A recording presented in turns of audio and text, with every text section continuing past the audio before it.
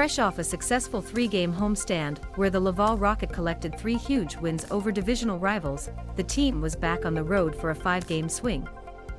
First on their trip was their perpetual Achilles heel, the Belleville Senators, a team that the Rocket had failed to beat all season. While already an extremely tough foe on paper, the Rocket entered the game very much short-handed.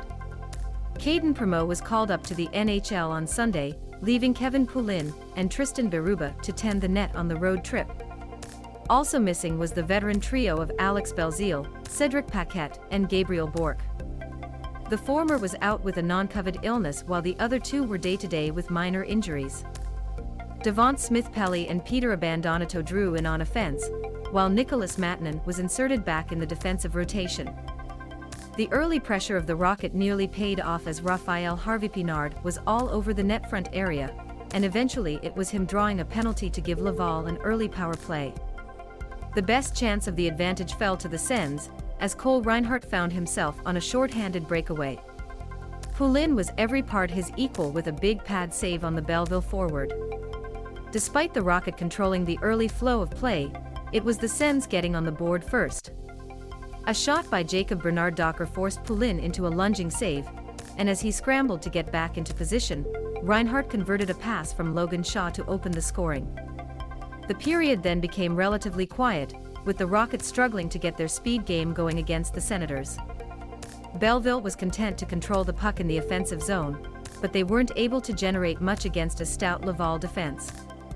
It was a big hit that woke the game out of its slumber, as Colby Williams ran over J.S. DEA in the offensive zone. Xavier Aulet immediately threw off his gloves to challenge Williams, and earned the extra minor penalty for his troubles. The Rocket off the minor without much issue, but needed an offensive wake-up call, as they headed into the first intermission trailing by a goal. Out of the gate in the second period, the Rocket were pushing hard to get themselves on the scoreboard, and again that pressure sent them to the power play. This time, they made sure to make this advantage count as they cashed in just 7 seconds in. A face-off win fell to Harvey-Pinard, who pushed the puck up to Joel Teasdale along the goal line. Teasdale fed a pass around a defender's stick, and Danick Martel was there to fire it home for his 15th goal of the year. Martel Agalis La Marque. Martel scores our first, #GoRocket D5 Okuwajeo, Rocket de Laval April 12, 2022. After the Rocket off Lucas Condota's penalty for delay of game, they went right back down the ice to try to find a second goal. They did that through one of the most unexpected of sources. Teasdale broke through into the offensive zone, leaving a pass off for Nicholas Matanen, and the gargantuan defender walked in to snipe his first professional goal past Philip Gustafsson to give Laval the lead. QUEL tier de Nicholas Matanen.